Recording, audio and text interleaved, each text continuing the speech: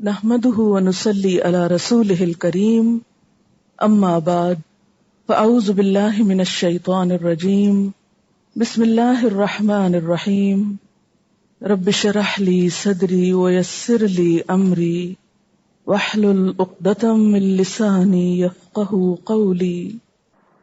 اللہ تعالیٰ فرماتے ہیں کہ جو بھی مجھے پکارتا ہے میں اس کی دعا سنتا ہوں۔ وَإِذَا سَأَلَكَ عِبَادِي أَنِّي فَإِنِّي قَرِيبٌ أُجِيبُ دَعْوَةَ الدَّاعِ إِذَا دَعَانِ۔ اور جب میرے بندے آپ سے میرے بارے میں سوال کریں تو ان کو بتا دو کہ میں بالکل قریب ہوں، میں پکارنے والے کی پکار کو سنتا ہوں، جواب دیتا ہوں۔ أُجِيبُ دَعْوَةَ الدَّاعِ إِذَا دَعَانِ، جب بھی وہ مجھے پکارتا ہے۔ فَلْيَسْتَجِيبُوا لِي، بس چاہیے کہ وہ میری بات مانا کرے، وہ بھی مجھے جواب دیا کرے۔ یعنی جب اللہ تعالیٰ کسی بندے کو کوئی کام کہے تو وہ بھی کیا کرے۔ تو اس سے کیا پتا چلتا ہے کہ اللہ تو ہر آن سنتا ہے، ہماری کب نہیں سنی جاتی؟ جب ہم اس کی نافرمانی کرتے ہیں۔ عمومی طور پر تمام گناہ دعاؤں کی قبولیت میں رکاوٹ بنتے ہیں۔ فَلْيَسْتَجِيبُوا لِي وَلْيُؤْمِنُوا بِي، چاہیے کہ وہ مجھ پر ایمان لائیں، مجھ پر اعتماد کریں، بھروسہ کریں، میری بات مانیں۔ لَعَلَّهُمْ يَرْشُدُونَ، تاکہ وہ ہدایت پائیں۔ تو گویا ہدایت کا تعلق اس مضمون سے بہت زیادہ ہے۔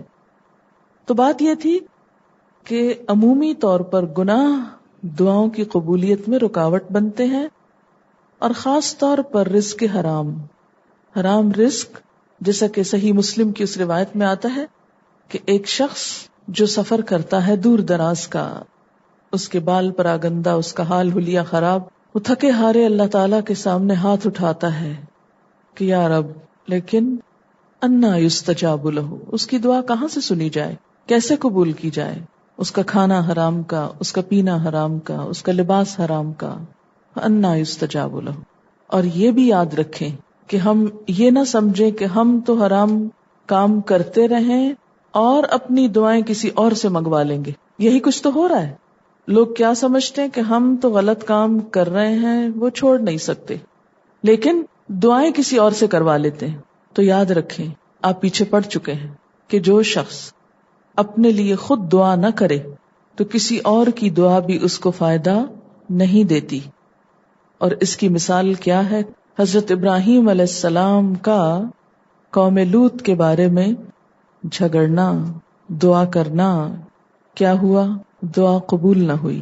حضرت ابراہیم علیہ السلام ہی کا اپنے والد کے لیے دعا کرنا، آزر کے لیے، انہوں نے کہا تھا لَأَسْتَغْفِرَنَّ لَكَ رَبِّي، البتہ میں ضرور تمہارے لیے اپنے رب سے بخشش طلب کروں گا۔ اور انہوں نے یہ بھی کہا تھا وَاغْفِرْ لِأَبِي، یا اللہ میرے باپ کو معاف کر دے، لیکن وہ دعا سنی نہیں گئی۔ اسی طرح حضرت نوح علیہ السلام کا اپنے بیٹے کے حق میں سوال کرنا اللہ تعالیٰ سے کہ اے اللہ وہ میرا بیٹا تھا، لیکن اللہ تعالیٰ نے بیٹے کی بات کرنے سے ہی روک دیا۔ انہ لیس من اہلک انہ عمل غیر صالح، وہ تیرے گھر والوں میں سے نہیں، وہ تو ایک بگڑا ہوا کام ہے، اس کے تو عمل ہی خراب تھے۔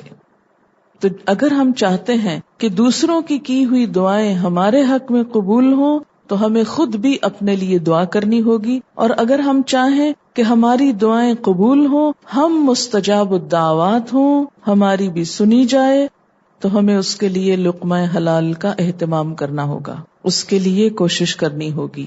اور یہ کوئی نقصان کا سودا نہیں کہ انسان حرام کو چھوڑ دے، کس لیے؟ دعاؤں کی قبولیت کی خاطر۔ پھر آپ دیکھیے کہ عام طور پر جب ہمیں بہت مل جاتا ہے تو ہم سمجھتے ہیں ہمیں دعاؤں کی بھی ضرورت نہیں، ہمارے پاس کھانے کو ہے، رہنے کو ہے، زندگی کی ہر ضرورت ہم پوری کر سکتے ہیں، ہمیں کیا کرنی ہے دعائیں؟ لیکن پھر اللہ تعالیٰ ایسی ایسی مشکلات میں ڈال دیتا ہے انسان کو کہ اس کا سارا مال، اس کی ساری طاقت، اس کا سب کچھ دھرے کا دھرا رہ جاتا ہے، اور اس کو رب کی طرف پلٹنا پڑتا ہے۔ تو وہ جو غلط کام ہے، گناہ ہے، حرام ہے، وہ رستے کی رکاوٹ بنا ہوا ہوتا ہے، اس رکاوٹ کو ہٹا دے۔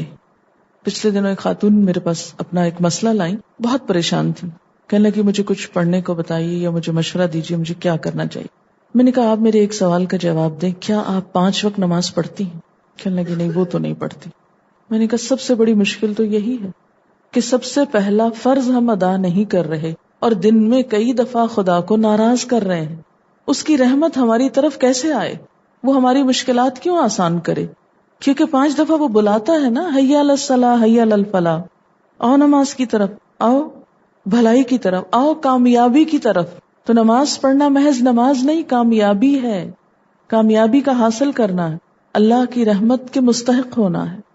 میں نے کہا کوئی وظیفہ ضروری نہیں، آپ جائیں نماز کی پابندی کریں اور ہر نماز میں فرض کے بعد دعا مانگے، فرض کے بعد مانگی دعا قبول ہوتی. آپ دیکھیں خود ہی فرق پڑ جائے گا.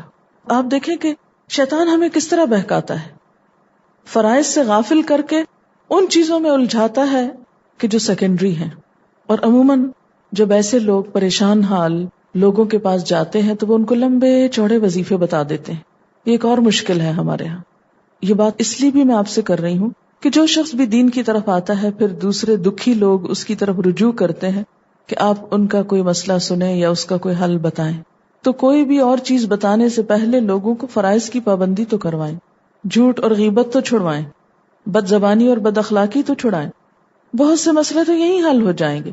دلوں کو اطمینان کیوں نہیں ہوتا؟ اس لیے نہیں ہوتا کہ دلوں پہ گناہوں کا بوجھ پڑا ہوا ہوتا ہے، نہ ان سے چھٹکارا پاتے ہیں، نہ ان پہ توبہ کرتے ہیں، نہ اللہ کو راضی کرتے ہیں. تو پھر مشکلات کیسے آسان ہوں؟ اور پھر ہم چاہتے ہیں جادو کی چھڑی ہو، کوئی ایک دفعہ گھمائی جائے اور سب کچھ ٹھیک ہو جائے. اللہ کا یہ طریقہ نہیں. تو ہم دیکھتے ہیں کہ تمام پیغمبروں نے اپنے رب کو پکارا اور رب نے ان کی دعائیں قبول کی. اس کے لیے میں حضرت آدم علیہ السلام سے ابتدا کروں گی کہ جب ان سے قصور ہو گیا فوراً وہ پکار اٹھے، قالا ربنا ظلمنا انفسنا وَإِن لَّمْ تَغْفِرْ لَنَا وَتَرْحَمْنَا لَنَكُونَنَّ مِنَ الْخَاسِرِينَ. اس میں براہ راست وہ استغفار مانگ بھی نہیں رہے کہ اللہ بخش دے، صرف اعتراف ہے، اعتراف. ربنا ظلمنا انفسنا، اللہ ہم نے اپنی جان پہ ظلم کیا، ہم قصوروار ہیں. تو اگر آپ چاہتے ہیں کہ دعا سنی جائے، آپ اللہ کی رحمت کے مستحق ہوں، تو اس کے لیے کیا کرنا ہوگا؟ اعتراف گناہ. ربنا ظلمنا انفسنا، اور پھر وَإِن لَّمْ تَغْفِرْ لَنَا وَتَرْحَمْنَا لَنَكُونَنَّ مِنَ الْخَاسِرِينَ. کہ اللہ تعالیٰ واقعی پھر معاف کر دے. اگر تو نے بخشا نہیں ہم کو، تو نے رحم نہ کیا ہم پر، اس کا مطلب کیا ہے کہ تیری رحمت نہ آئی ہماری طرف تو ہم نقصان پا جائیں گے. ایک اور بات یہاں سے یہ پتہ چلتی ہے کہ معافی نہ ہونے کی شکل میں نہ صرف یہ کہ دنیا کی مشکل آسان نہیں ہوتی، بلکہ آخرت کے لیے بھی تو ہم اپنی مصیبت اپنے لیے کھڑی کیے ہوئے ہیں.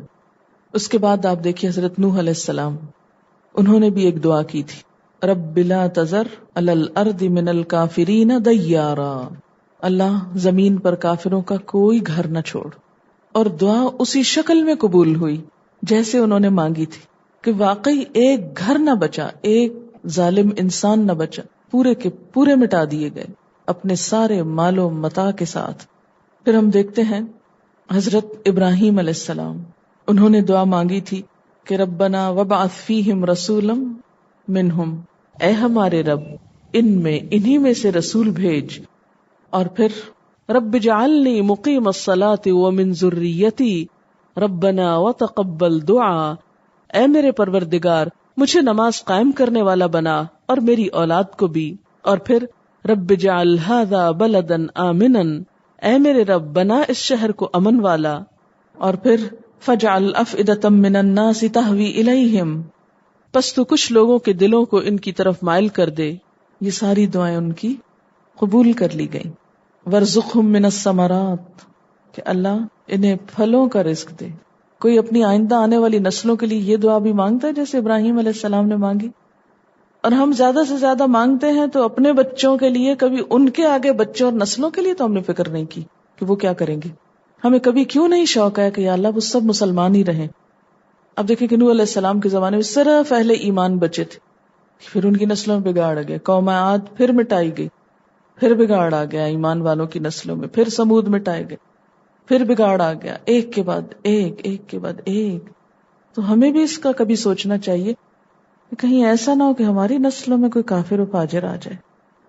تو اس کے لیے خاص طور پہ دعا مانگا کریں کہ اللہ ہماری نسلوں میں اسلام کو باقی رکھ.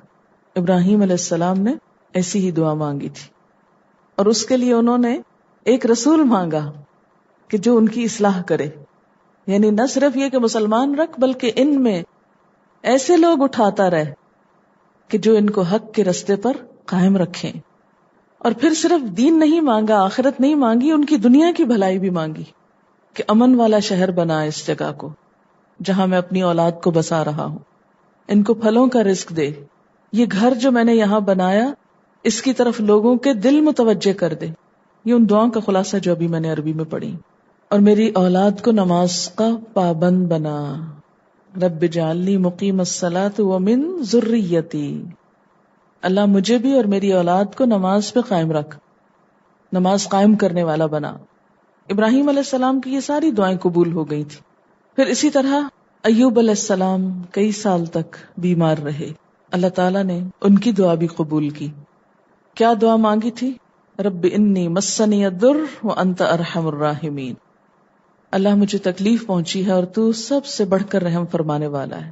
ادھر انہوں نے دعا مانگی اور دوسری طرف فوراً ان کو صحت مل گئی، دعا قبول ہو گئی. یونس علیہ السلام نے کہاں پکارا تھا اپنے رب کو؟ مچھلی کے پیٹ میں. لا الہ الا انت سبحانک انی کنت من الظالمین فاستجاب لہ ربہ. رب نے اس کی دعا قبول کر لی اور ان کو غم سے نجات دی. موسیٰ علیہ السلام فرعون سے بھاگے. مدین پہنچ کر انہوں نے ایک دعا کی، رب انی لما انزلت الی من خیر فقیر، کہ اللہ تو میری طرف جو بھی بھلائی اتارے میں اس کا محتاج ہوں. اور کہا جاتا ہے کہ ود ان 24 hours کھانے کو بھی ملا، حالانکہ بالکل اجنبی دیس تھا، کسی کو وہاں نہیں جانتے تھے. کھانے کو بھی ملا، شیلٹر بھی ملا، رہنے کی جگہ یعنی، اور بیوی بھی مل گئی، شادی بھی ہو گئی. تو فوراً دعا سنی گئی. پھر اسی طرح زکریا علیہ السلام نے دعا کی، ہنالک دعا زکریا ربہ. حضرت مریم کے پاس جب جاتے تھے ان کے حال حوال پوچھنے کے لیے، تو وہاں پر دیکھا کہ حضرت مریم کے پاس طرح طرح کے رزق کے سامان ہیں. تو پوچھا کہ یہ سب کچھ کہاں سے آیا؟ قالت هو من عند اللہ. بولی یہ اللہ کی طرف سے. ان کو خیال آیا کہ اللہ اگر اس ایک عورت کو دے سکتا ہے جو یہاں تنہا بیٹھی ہے تو مجھے کیوں نہیں دے سکتا. بالکل بوڑھے تھے، بیوی بھی بوڑھی تھی، بانجھ بھی تھی. رب ہب لی من لدنک ذریۃ طیبہ. اللہ پاکیزہ اولاد دے، نیک اولاد دے. اللہ نے کیسی سنی؟ یحییٰ علیہ السلام جیسا بیٹا نصیب ہوا جو بہت ہی والدین کا فرما بردار. خاص طور پر قرآن میں اس کا ذکر آتا ہے، برم بوالدیہ. یہ کس چیز کا نتیجہ تھا؟ ان کی دعا کا. ہم کہاں اپنی اولاد کے لیے دعا مانگتے کہ یا اللہ ان کو نیک بنا؟ اور یہ دعا پیدا ہونے کے بعد نہیں، پیدائش سے پہلے شروع کرنی چاہیے. رب ہب لی من الصالحین. حضرت مریم کی والدہ نے ایک دعا کی تھی، رب انی نذرت لک ما فی بطنی فتقبل منی. اور بالکل ایک انہونا کام ہوا کہ پوری تاریخ میں ایسی مثال نہیں ملتی کہ کوئی عورت اس طرح ہیکل میں جا کے عبادت کرے اور چن لی جائے. جس ایک عورت کے بارے میں اللہ تعالیٰ فرمائے، یا مریم ان اللہ اصطفاکی وطہرکی واصطفاکی علی نساء العالمین. اے مریم اللہ نے تجھ کو چن لیا، تجھ کو پاک کیا اور تمام جہان کی عورتوں پہ فضیلت دی. یہ کس کی دعا کی قبولیت تھی؟ ماں کی دعا کی. فتقبل منی. اللہ نے قبول کر لیا آؤٹ آف دا وے جا کے. کوئی روٹین نہیں تھی وہاں کہ پہلے کوئی لڑکیاں بھی اس طرح چنی جاتی ہوں یا قبول کی جاتی ہوں. نبی صلی اللہ علیہ وسلم نے دعا مانگی تھی، رب زدنی علما. اور اللہ تعالیٰ نے کس طرح اس دعا کو قبول کیا. آپ کے لیے تو حضرت ابراہیم نے بھی دعا مانگی تھی کہ ربنا وابعث فیہم رسولا، اور آگے فرمایا تھا کہ وَيُعَلِّمُهُمُ الْكِتَابَ وَالْحِکْمَةَ. ایسا رسول بھیج جو انہیں کتاب اور حکمت کی تعلیم دے. اسی طرح عام مومنوں کی دعائیں بھی قبول ہوتی. یہ تو پیغمبروں کی بات تھی نا. تو اس میں سیکھنے کی بات یہ ہے کہ سب پیغمبروں نے ہمیشہ اپنے رب کو پکارا، کسی دوسرے کو نہیں. اور پیغمبر ہمارے لیے ایک نمونہ ہوتے ہیں کہ ہم ان کو فالو کریں.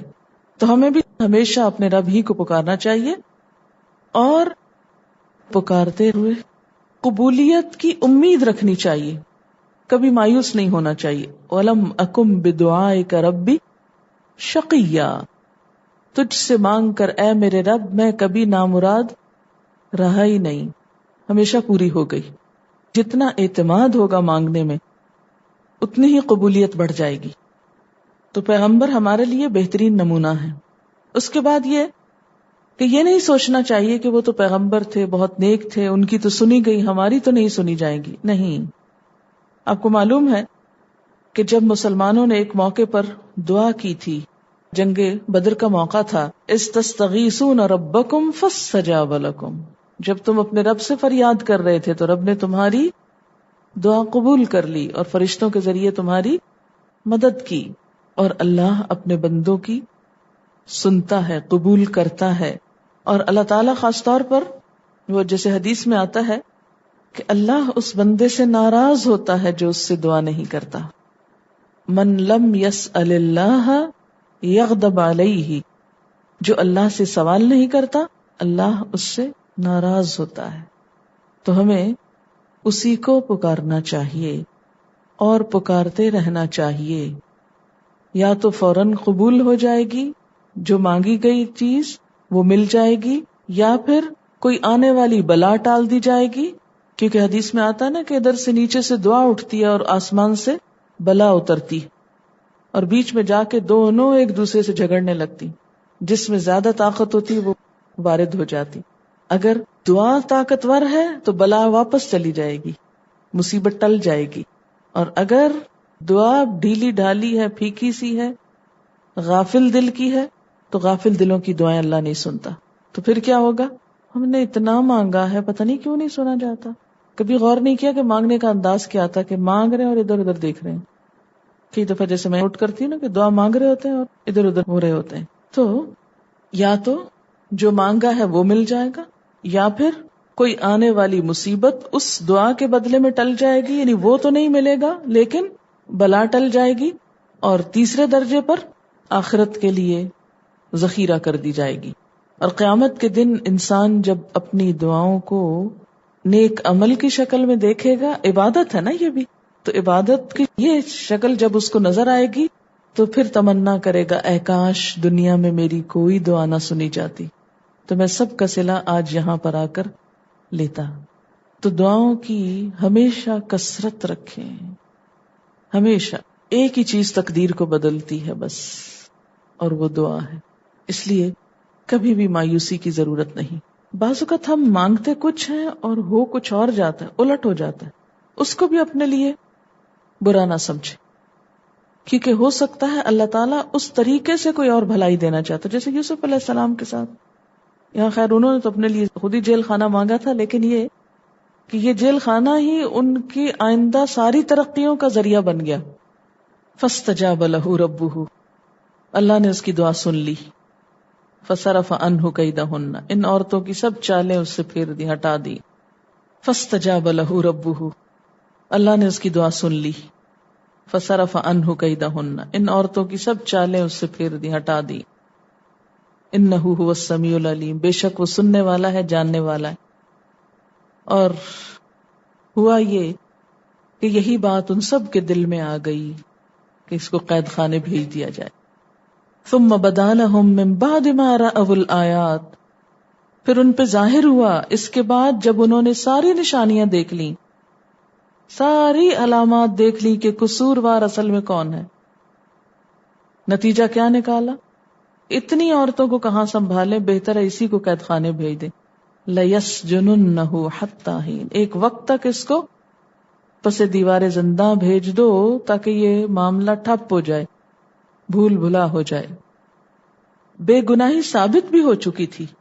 عزیز مصر کی بیوی خود کہہ رہی ہے فاستعصما، وہ شاہد من اہلہا کی گواہی بھی اسی کی طرف جا رہی ہے حضرت یوسف کے حق میں. عورتیں اپنی زبان سے اپنے دل کی بات کا اظہار کر رہی ہیں، لیکن اس کے باوجود سزا کس کو مل رہی ہے؟ جو بے قصور ہے. آیات میں من بعد ما رأوا الآیات میں 6 چیزیں آتی ہیں. نمبر 1 حضرت یوسف علیہ السلام کی فطری پاکیزگی، نمبر 2 ان کی معصومانہ حالت، نمبر 3 کرتے کی حالت، نمبر 4 شاہد کا فیصلہ، نمبر 5 شوہر کا بھی عورت پر الزام، ان کیدکن عظیم، شوہر بھی بیوی کو ہی بلیم کر رہا ہے، اور نمبر 6 یوسف علیہ السلام سے اعراض کی درخواست، آرزن ھذا۔ یہ سب باتیں کیا بتاتی ہیں؟ یہ سب کس چیز کی نشانیاں ہیں؟ ان کی بے گناہی کی، لیکن پھر بھی انہوں نے انہی کو جیل میں بھیج دیا۔ اب جیل میں جانا ایک اور آزمائش تھی۔ اب آپ دیکھ لیجئے، بھائیوں کے حسد کا شکار ہوئے، کنویں میں ڈالے گئے، غلام بنے، کیسی کیسی آزمائشیں آ رہی، جسمانی بھی روحانی بھی، باپ سے الگ دور ہوئے، ان کی محبتوں سے محروم ہوئے، ماں پہلے ہی نہیں تھی، پھر اس کے بعد عورت نے پھسلایا، الزام لگا، پھر بہت ساری عورتوں کی الغار ہوئی، اور پھر اب قید خانے پہنچ گئے، جان مال محبت عزت ہر چیز کی قربانی دی جا رہی، لیکن قید خانہ ایک ٹرننگ پوائنٹ تھا۔ الامر اذا ضاق اتسع، اس کے بعد اور کیا سزا دے سکتے تھے، اور کیا کرنا تھا؟ اب اسی اندھیرے سے روشنی کی کرن پھوٹتی۔ یہ قید خانہ ایک زینہ یعنی سیڑھی بنتا ہے آئندہ ترقیوں کے لیے۔ وَدَخَلَ مَعَهُ السِّجْنَ فَتَيَانِ، یوسف علیہ السلام کے ساتھ ہی قید خانے میں 2 اور نوجوان بھی داخل ہوئے۔ کہتے ہیں کہ یہ شاہی خباز تھے، خباز کہتے ہیں روٹی لگانے والے، بادشاہ کو کھانا کھلانے والے، اس کا کھانا بنانے والے تھے۔ کہتے ہیں کہ ان پہ الزام لگا تھا کہ انہوں نے بادشاہ کو زہر دینا چاہا، اس جرم میں یہ قید خانے میں پہنچ گئے۔ قال احدہما، ان دونوں میں سے ایک بولا، انی ارانی اعصر خمرا، یہ وہ اپنا خواب سنا رہا ہے، میں دیکھتا ہوں خواب میں کہ میں شراب نچوڑ رہا ہوں۔ اعصر خمرا، عصر کہتے ہیں نچوڑنے کو، عصر کا وقت بھی اس لیے کہ اس وقت پورا دن ایک طرح سے چھوٹا ہو جاتا ہے، وہاں آ کے ختم ہو رہا ہوتا ہے، سمٹ جاتا ہے، اور خمر کہتے ہیں انگور کی شراب کو، فارسی میں اس کے لیے لفظ میں استعمال ہوتا ہے۔ پھر بعد میں کل مسکر خمر و کل خمر حرام، ہر نشہ آور چیز کو خمر کہا گیا اور ہر خمر کو حرام قرار دیا گیا۔ کہتے ہیں کہ اس کا موجد ایران کا بادشاہ جمشید تھا، انگوری شراب کا، اسی سے جام جم مشہور ہے۔ جام وہ خاص پیالہ جس سے جمشید شراب پیتا تھا، تو جام پیالہ اور جم جمشید کا۔ انی ارانی اعصر خمرا وقال الاخر، دوسرے نے کہا انی ارانی احمل فوق رأسی خبزا، میں نے دیکھا میرے سر پر روٹیاں رکھی ہوئی۔ خبز اسم جنس ہے، واحد کے لیے جمع کے لیے بھی استعمال ہو سکتا، میرے سر پہ روٹیاں رکھی ہوئی ہیں، تأکل الطیر منہ، جس سے پرندے کھا رہے ہیں۔ نبئنا بتأویلہ، ہم کو بتا اس کی تعبیر۔ انا نراک من المحسنین، بے شک ہم تجھے نیک لوگوں میں سے دیکھتے ہیں۔ انہوں نے یہ کیوں کہا؟ ان کے وہ 2 ساتھی جو ان کے ساتھ قید خانے میں داخل ہوئے تھے، اکٹھے ہی گئے تھے اندر، وہ ان کے بارے میں یہ گواہی دے رہے ہیں یوسف علیہ السلام کے بارے میں، کیونکہ وہ آپ کی شخصیت سے متاثر تھے، آپ کے کردار سے متاثر تھے۔ آپ دیکھیں کہ عموماً ہم لوگوں کو شکایت ہوتی، ہمارے پاس کوئی آتا ہی نہیں، ایسا کیوں ہوتا؟ کبھی ہم نے خود پہ غور کیا؟ خود کو آئینے میں دیکھیں، ایک آئینہ ہے وہ جو دیوار پہ لگا ہوتا ہے، اور ایک آئینہ دل کا ہے، دل کے آئینے میں دیکھیں، خود سیلف انالیسس کریں، کہاں کمی ہے، کیا کمی ہے، کیا صرف لوگوں میں ہی خرابی ہے یا ہماری بھی کچھ کوتاہی ہو سکتی، اور وہ کون سی کوتاہی ہے کہ جس کی وجہ سے لوگ ہم سے بھاگتے ہیں، اور اس کوتاہی کو دور کیسے کیا جا سکتا ہے، کون سی کوالٹی پیدا کرنے کی ضرورت ہے اس کا نام ہے محسنین، محسن بننے کی۔ محسن کون ہوتا ہے؟ جو احسان کرے۔ احسان کیا ہوتا ہے؟ کسی سے اچھا سلوک۔ احسان کیا ہے؟ اچھا سلوک، خیر خواہی۔ آپ کو معلوم ہے نا کہ جب ہم تبلیغ کرتے ہیں تو دراصل دوسروں پہ بوجھ ڈال رہے ہوتے ہیں۔ ہوتی تو ان کی خیرخواہی ہے، لیکن وہ اس کو خیرخواہی نہیں سمجھتے، اس لیے کہ آپ ان سے ڈیمانڈ کر رہے ہیں کہ اپنی عادتیں بدل لو اور نمازیں پڑھا کرو۔ ان سے ہم کچھ کرنے کو کہہ رہے ہیں، تو ہم تو الٹا ان پہ بوجھ ڈال رہے ہیں۔ دیکھیں نا، جب آپ کسی کو کچھ تعلیم دیں گے، تدریس کریں گے، تبلیغ کریں گے، کسی کو کچھ اچھا بننے کو کہیں گے، تو انفیکٹ آپ ان سے ڈیمانڈ کر رہے ہیں۔ اچھا، پھر بعض لوگ ان سے یہ ڈیمانڈ کرنے کے ساتھ ساتھ مال بھی ڈیمانڈ کرنے لگتے ہیں، وقت ڈیمانڈ کرتے ہیں آپ۔ تو جب اتنی ساری ڈیمانڈز آپ کی بڑھ جائیں تو وہ آپ کے پاس کیوں آئیں؟ اگر آپ چاہتے ہیں کہ لوگ واقعی دین کی طرف آئیں تو اس کے لیے سب سے بہترین نسخہ ہے کہ محسن بنے، بغیر کسی صلے، بغیر کسی ریوارڈ کے، بغیر کسی جواب کے بھلائی کریں۔ کوئی جواب میں آپ کو کچھ دیتا ہے کہ نہیں، شکریہ ادا کرتا ہے کہ نہیں، آپ کی تعریف فرماتا ہے کہ نہیں، آپ محسنین ہو جائیں۔